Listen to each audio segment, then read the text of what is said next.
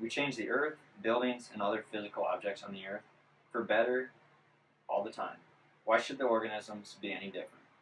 It's becoming a big thing in the news and throughout the communities around the nation. The choice is depending on the consumer. Living on a farm my whole life and helping my dad farm the past few years, I have gained quite a bit of knowledge on this topic. GMOs should be chosen over organic because GMOs are more predictable and more dependable, and we have to feed the future world's population. First, I will talk about what a GMO is. Secondly, I will tell you about the physical differences. Finally, I will tell you about how they will help us feed the growing world's population. This leads me to my first point. GMOs are genetically modified organisms that have been changed throughout genetic engineering. According to FAO.org, GMOs help enhance growth and efficiency of food. GMOs also increase resistance of pathogens and parasites. With the created organisms, the differences within the GMOs are usually taste. Tasting the differences between GMOs and organic is up in the air. I find no taste differences, although people say genetically modified meat is better.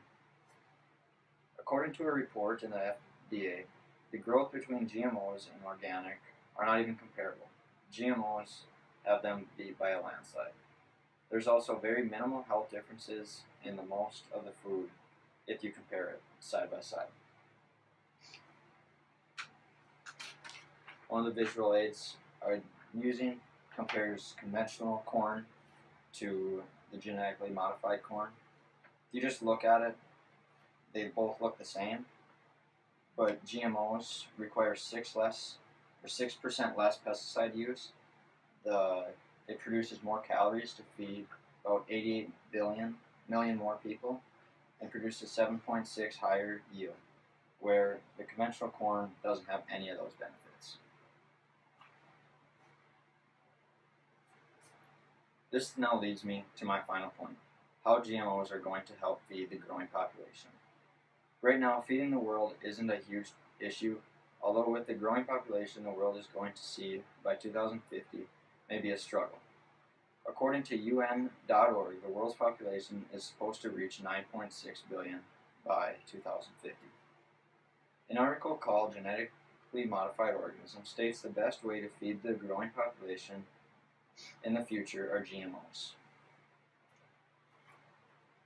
GMOs increase the farmers' yields. If we weren't to use GMOs, we'd have to use another state the size of Indiana to feed the world's population by 2050 if we're just to use organic farming. GMOs should be chosen over organic because they are more predictable and more dependable to feed the growing population. Today I explained what GMOs are, the physical differences, and how they will help us feed the growing population. Woo!